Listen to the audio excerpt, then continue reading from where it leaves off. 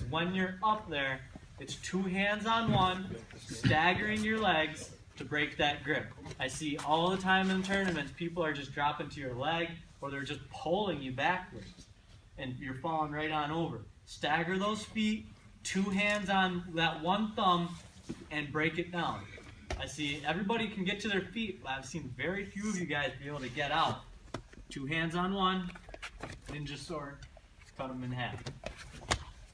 Alright guys, so this one, I'm not so much of a stand-up guy, but I'm definitely a sit-out turning guy. I'm going to go over one thing real quick, the difference between a sit-out and a sit-back. And then we're going to work one piece of technique from a sit-back and go to live. And then next practice, it's all sit-out and sit-backs and turn-ins and catching legs and catching arms and heads. And you get out.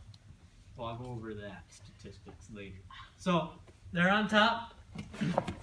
A sit out is I sit out and away from him. I windshield wiper my feet, right? Windshield wiper, here, windshield wiper. I take my butt and my hips and I throw them out. I've created a little space, right? That's a sit out, out and away. A sit back is I'll windshield wiper, and instead of throwing my legs back, I push my back into him. Odds are he'll crab rag me. I push back, and I'm in here. See the difference between a sit out and sit back? If you didn't have a partner on, a sit out, I'm here, come toward you. A sit back, windshield wiper, and back, right? It's a huge difference, and a lot of people don't know. There's completely different moves to do from each one. We're going to sit back real quick. Who has not done a crab ride before? Raise your hand. We're going to do sit outs, okay? So, we're going to windshield wiper our feet. We're going to sit out and away. And we're here. Guy on top, he's got 2 unders. Biggest mistake you can make here is he's going to go over me with an arm. I saw a lot of this at tournaments and people were getting cradled and not being able to get out. If a guy ever puts his arm here, I'm out. 2 hands on one, pass it on over, and I'm free. I saw a lot of people here too, they would just get cross-faced. If they were right here, they're getting cross-faced, 2 hands on one, pass it over. Remember, what do we want when we stand up and we're trying to break free? Yell it out. 2 hands on one. What do we want before we're working our way into a tie-up to take the guy down? 2 hands on one. What do we want when we're stuck in a front headlock and we're trying to get out? 2 hands on one. What do we want on top when we're trying to tilt the guy or work and get our claw? And what do we want when we're on bottom and a guy cross faces us and I want to get out? 2 hands on one.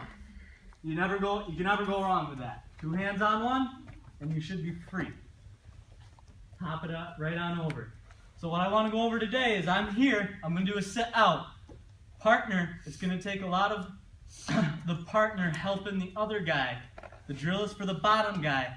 Top guy, he's going to mix it up. But we're only doing hands today. He might put his left arm over, and he might just put it over like this. I'm going to 2 hands on one. Put it over my head.